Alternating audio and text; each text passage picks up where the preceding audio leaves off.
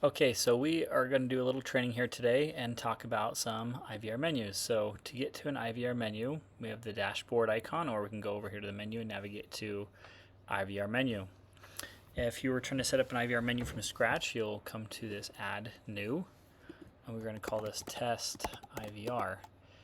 We always run our IVRs in the 7000 extension series, usually starting with 7000 and 7001 if you have, another one and two and so on and so forth. Now within an IVR, IVRs can also be called auto attendants.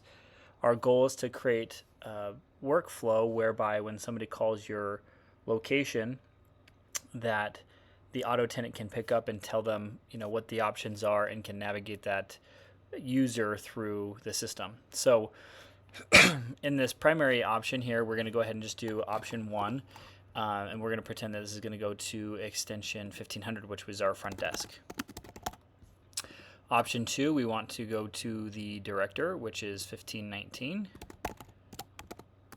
This would be director or superintendent or whomever. Option 3, we are going to go ahead and send to the attendance line.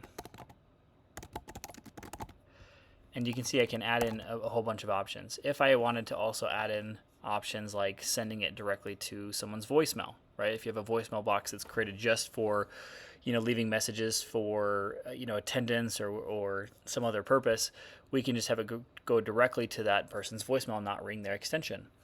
We also can have it ring a recording. We don't have any recordings in the system here, but we could add in a recording and have it just play a recording, whether that's for an upcoming event or some other program that you just need to have the recording repeat a message for the user.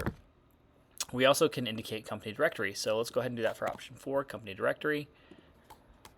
It already says company directory, but we'll add it here on the side just as a description. And then we have our timeout, which is 30 seconds, so 3000 milliseconds. And then what's our exit action? We want this to actually go to a voicemail on 1500.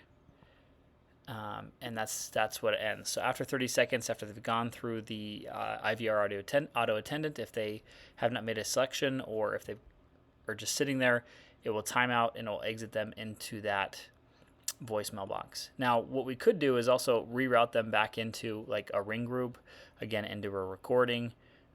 We could do it into like a time condition. There's a lot of different options in terms of how we can direct that exit action, but for us, we're going to go ahead and do that voicemail box. So direct dial, true or false, this is where you can directly call users once the IVR is started. So if I call into your organization and I already know the extension of the user I'm trying to get to, I can just have this, if I mark this as true, it'll let them dial directly to that user. If you mark that as false, they're unable to do so. So for now, I'm going to go ahead and save this. We do need to come back in here and do a recording. So we will have another training here on recordings, but those recordings, once we've recorded that, will be going into this greet long.